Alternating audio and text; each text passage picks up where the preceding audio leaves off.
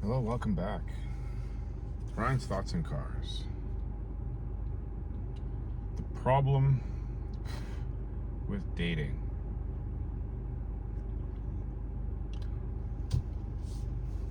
I made a video a while back, about the problem with dating is me. I think I titled it that.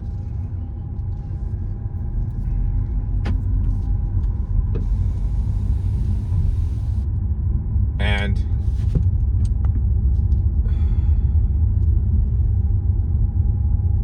I've been making other videos that I've been deleting, actually, because what I'm trying to say isn't quite right.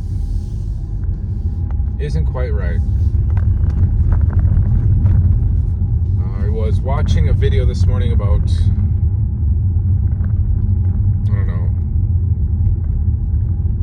older women dating older men and how you're not supposed to and stuff, and just in general, I think, not just even older ladies. When I went through my dating app experience, I mean, you saw the rants if you've been watching the channel at all, but it was crazy, and none of it seemed human. It was very strange, and I was frustrated towards the end of it. I only did it for like 4 or 5 weeks. And I would set up dates for the weekend, sort of thing, and then I'd go on dates, and then that'd be it. And I was trying all sorts of different things.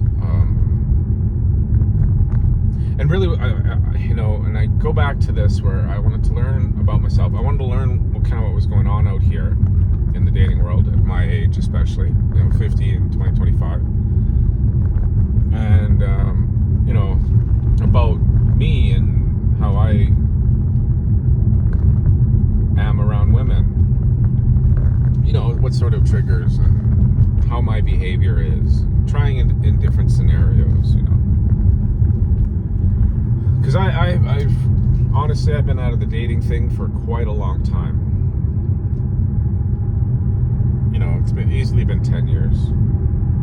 I went full on monk mode in about right around 2016, 2015, somewhere in there.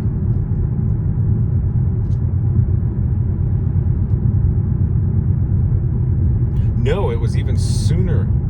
It was sooner than 2016. That's right, it wasn't in 2015, so it's been a decade.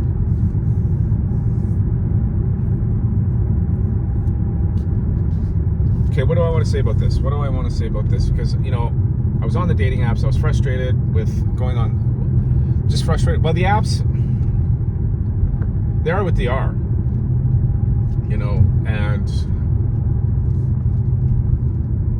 I've mentioned it before, it's kind of a sales funnel thing, right? Like, you're digital marketing yourself online, and either way, I was able to get dates. Okay, I was getting responses, I was getting interest, I was getting responses to messages, and I was going on dates. And I'd schedule 3 or 4 for a week, for a Saturday. Not that I'm a player or anything like that. I'm at a time in my life where I just know from previous experience here that people flake on dates, and women are especially bad for, well, I'm not going to say women are especially bad for that. I just know that flake on dates.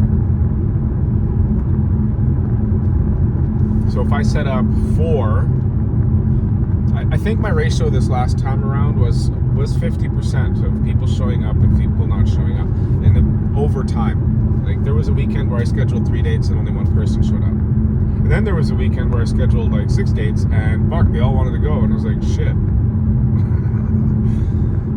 But over that span of time, the ratio was 50%. Half would show, half would flake. So it's never a guarantee. So I never wanted to set up one date and invest all my time and money and energy into like one person and then have them not show up. So, because I was doing it in the city. I live out of the city, and for me to take all the time and all of that to get ready to go and, you know, book times and things like that. Some of them I paid, some of them I didn't. Some of them was sitting and having drinks, or I never did a meal. There was no way I was doing that. No, I shouldn't say that. No, I didn't do a meal. I did drinks. I tried different activities, all sorts of things. Different people, different ages, and you know, I had this idea that I could still find something, I don't know, semi-traditional, I guess you could say, right? Like,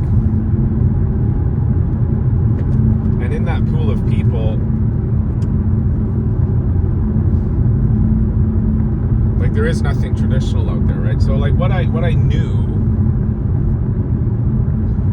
well, what I learned on the island, but it's still true here, is that it's plenty of casual sex.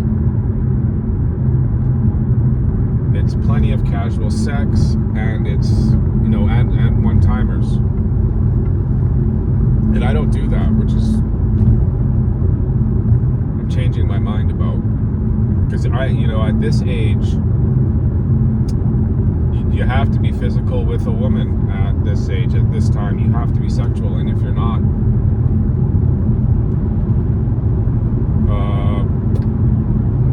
there's kind of no point to a second date.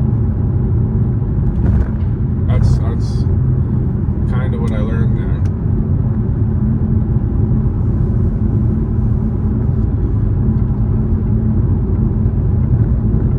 And really, I came away from that experience saying, you know what, it's just better to meet somebody in person.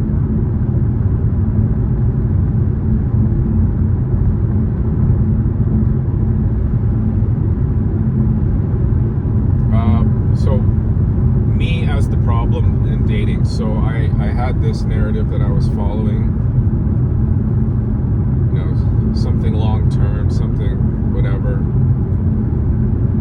Wholesome, I guess would be a good word for it. And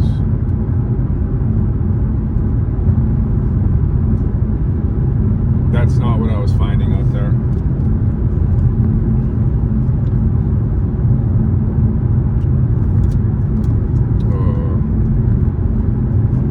So I gotta break that narrative, and that was my frustration. That was where my frustration came from, right? Like, what I wanted was not available. And as much as I'd like to say that chicks are crazy and they're the way they communicate, their standards are weird, and what they're expecting out of a relationship, all of that, I thought, you know, they're out of whack. Like, something's broken here. Something's really broken with dating. Like, really, there is. I'm not sure what it is. And I said it wasn't the guys, but I think it is. And you know, as much as I wanted to blame it on the women, I think it's.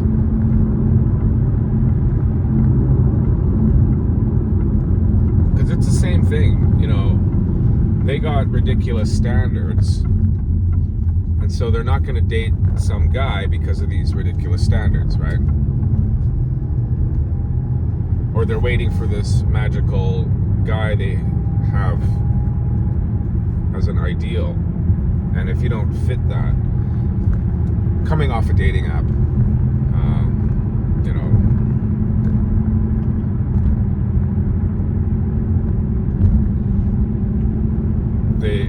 there's no second date, basically, right? If you can't switch it on and keep them switched on, that's what I kept talking about, right? You kind of got to be a master at that. You got to be able to pull that out of your ass every time you see the chick, right? which is fine, right? I felt so disingenuous doing it though. Like, but it doesn't matter. That's the way things are. That's the way it is. So, you know, grin and bear it. Bite the bullet.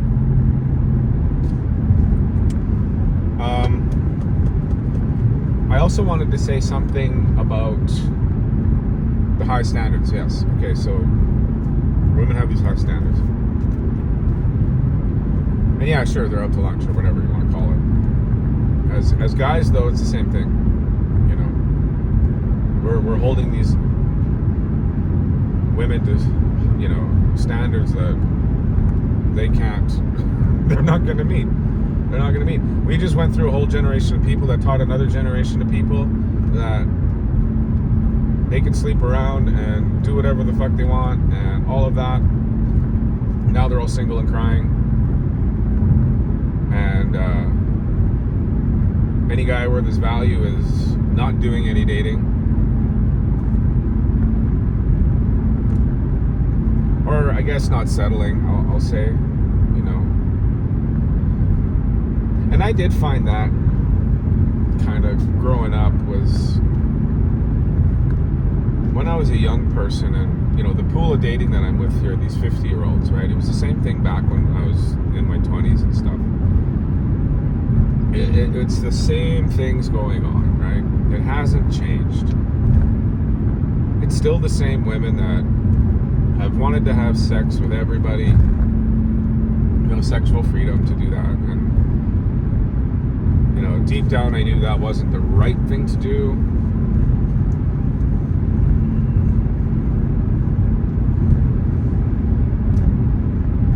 You know, and now there's science for it, which is, you know, okay, but it doesn't give you hope. You know, in this 50-year-old dating pool, it doesn't give you hope because you got women who slept around and then found a man and then had kids and then broke up a marriage and then did some more sleeping around because they're single, and now, you know, all along saying they want some sort of long-term relationship. And it's like, well, yeah, okay. Don't expect much, right? You know, you haven't found, I don't know, you know, this is where it comes, right? Like, this is where it comes in. Like, this is the dating pool, and this is it. And they've taught, I don't know, the Gen Z, I guess, that it's okay to sleep around and stuff, and they were. The kids were sleeping around in, like, junior high and elementary school, for fuck's sakes.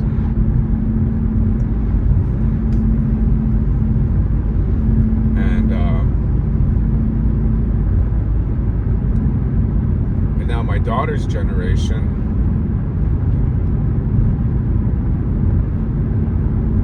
they're just not dating at all. Like, they're impossible to find dates, like, to go out and do things. Nobody meets anybody's standards, even if you aren't having sex, which is crazy.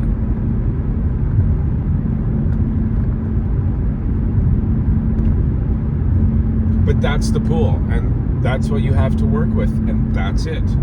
You know, there is nothing else. You adapt or you don't. If you want to date, that's what you got to do.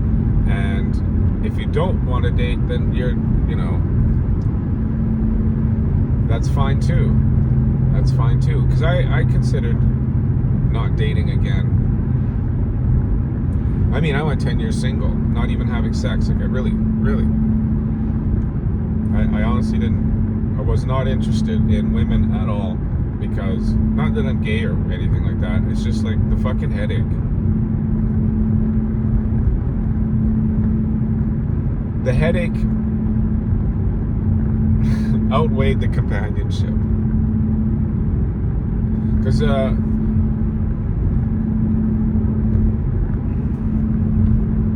Well, I have never met anybody that was effortless. No, I shouldn't say that. My last relationship that I had before I went to single was effortless.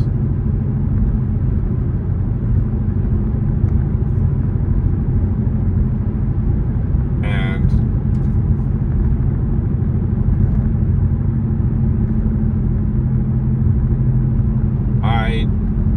I wasn't that into her either. That was the thing, right? Like, it was just effortless, but I wasn't that into her. I was into her. I mean, great person, great personality, and we had an agreement and we stuck to it.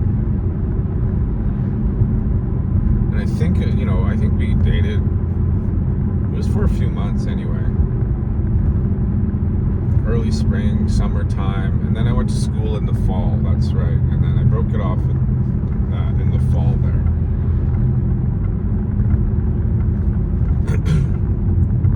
And truly, that was actually the very first relationship that I did not have to bend over backwards to keep going.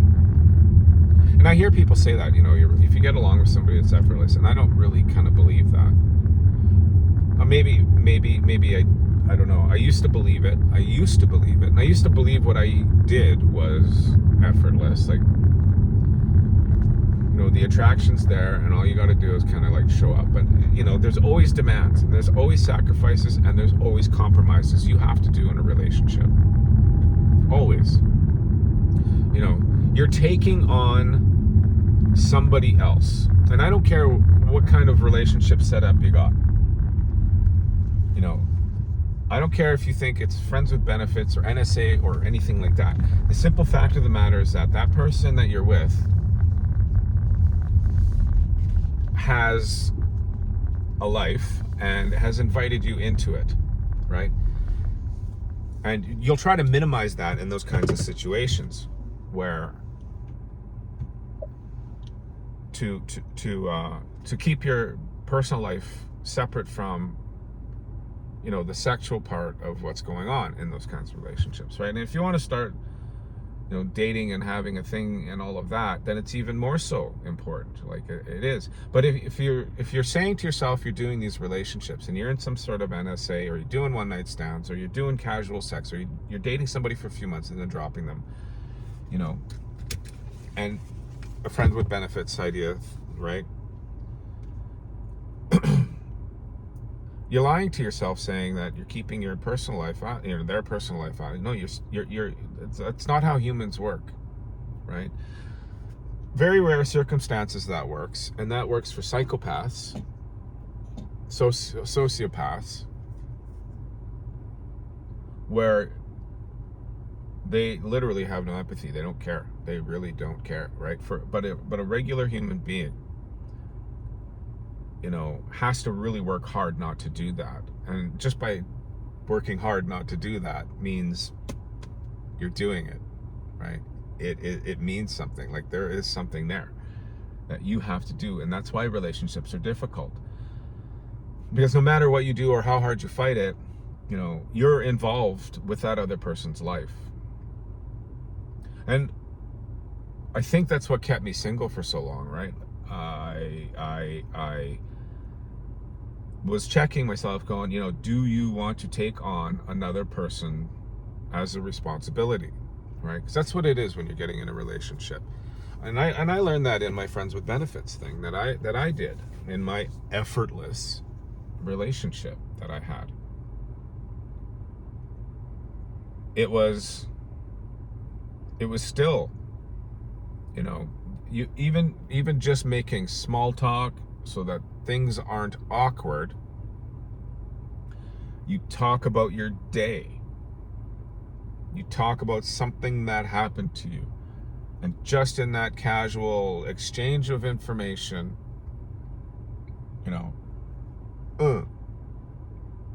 you're in somebody else's life. And it creates feelings and emotions and things, right? Paying for sex. I considered it. I considered it.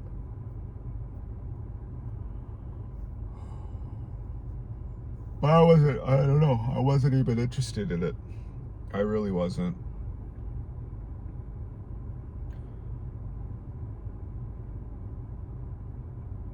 I think because, during that period when I wasn't having sex and I wasn't dating or anything like that, I did spend time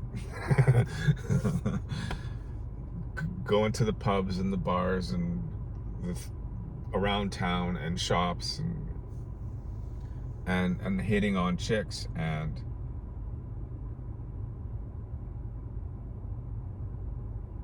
because I went for about I was in school there for, I don't know, 4 years, 5 years, 4 years, I don't remember, but it was about 3 years in there, and I'm like, you know what, I'm really old now. I'm like 45 or something, 44, 43, and I was like, I don't know if I still got game to do this.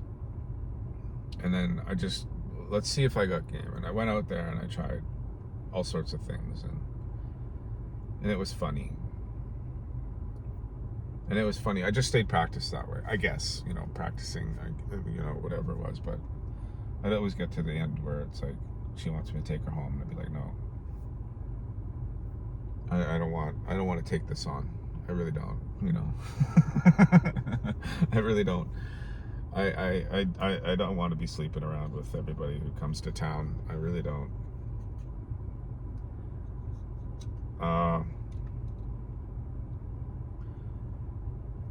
Yeah. And then I came to this, and I'm like, okay, I got to change. I have to change. I'm not getting any younger. The pool isn't going to get any better.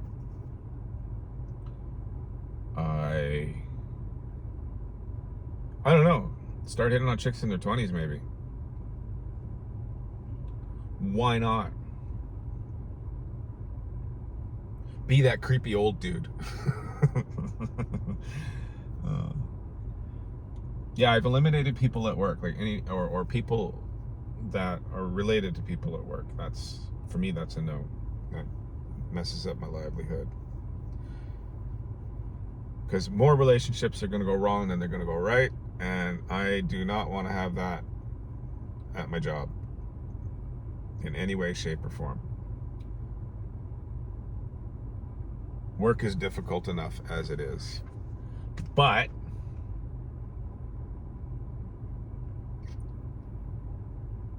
and I think in one of those videos said I got to start a social group thing. I got to go to social groups or something. Because the best relationships are people through people, right? People know, people introduce you, and it's more of an icebreaker than anything else. Woo. I just remembered my ex-wife when she came back, and before we dated or anything like that, we just hanging out sort of thing. And I remember this. I didn't know that's what she was doing, but she introduced me to a friend of hers to hook me up. I forgot about that. That was funny. Now that I think about it, it's funny. Anyway, sorry, that's just squirrels.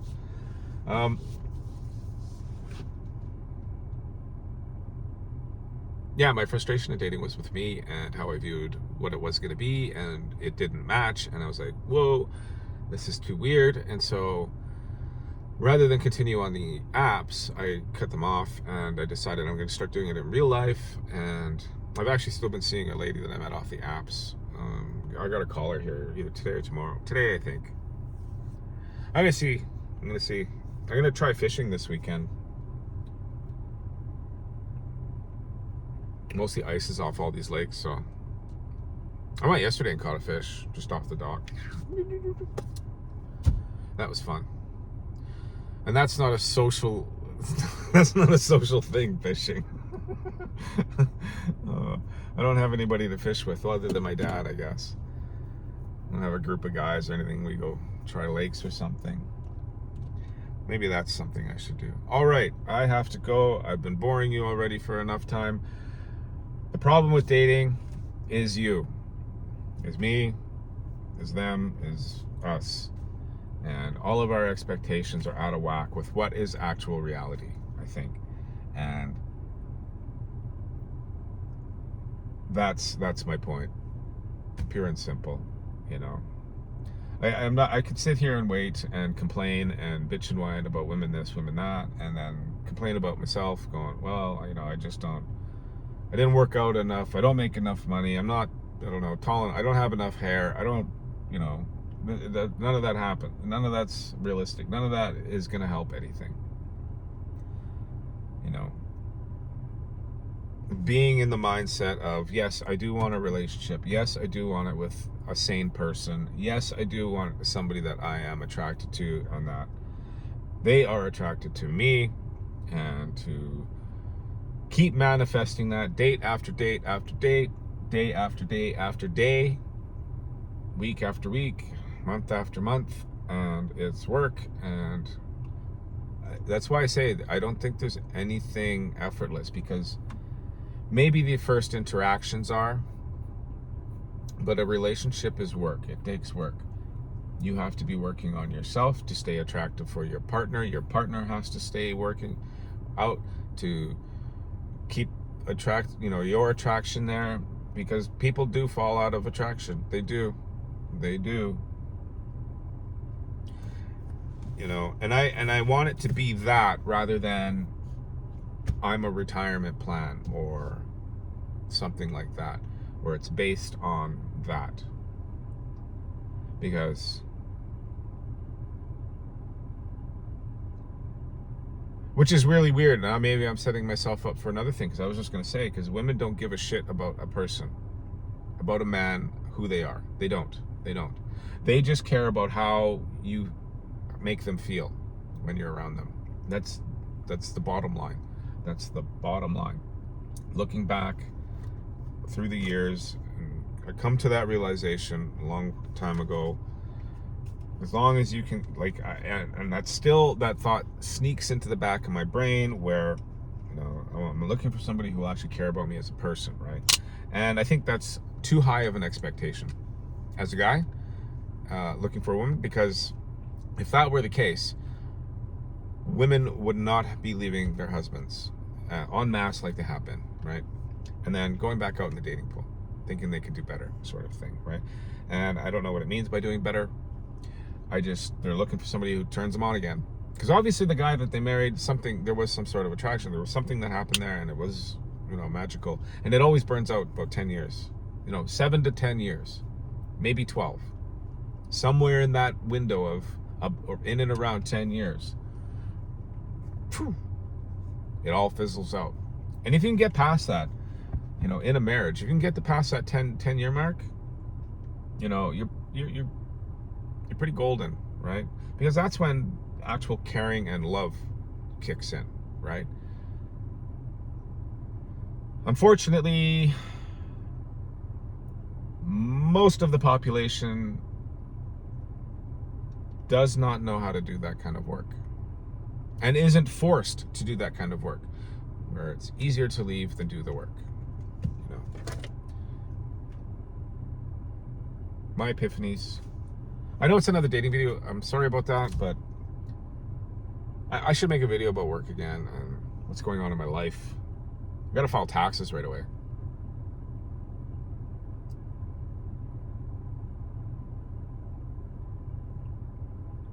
Canada is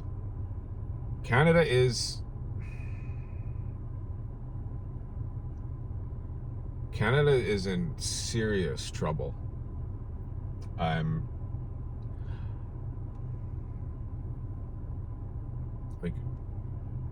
I don't know, to tough this out. This is going to be it's not even, I doubt it's a recession. This is going to be a long depression. I do not know how this is going to work. This year is going to be brutal. I'm glad I'm working. I'm glad I got these jobs, but they're based on government funding, every single one of them. So I know as soon as whoever the next prime minister is, they're going to be cutting, and they're going to be cutting government funding, and it'll affect these jobs that I'm at. It will be, because they're going to remove services for regular people. They're not going to fix anything. The only thing that ever happens is they just take away services, right? They take away healthcare. They take away anything that the government has been paying for, any kind of, you know, bursaries, grants, things like that. They take it away, and the people just suffer. That's been the name of the game when this kind of thing happens. Anyway, I got to get going. Thank you very much for watching. I really appreciate it. Leave a comment if anything resonates. I like if you like what you heard, if there's something there that switched you on. Appreciate it very much, and I'll see you on the next one.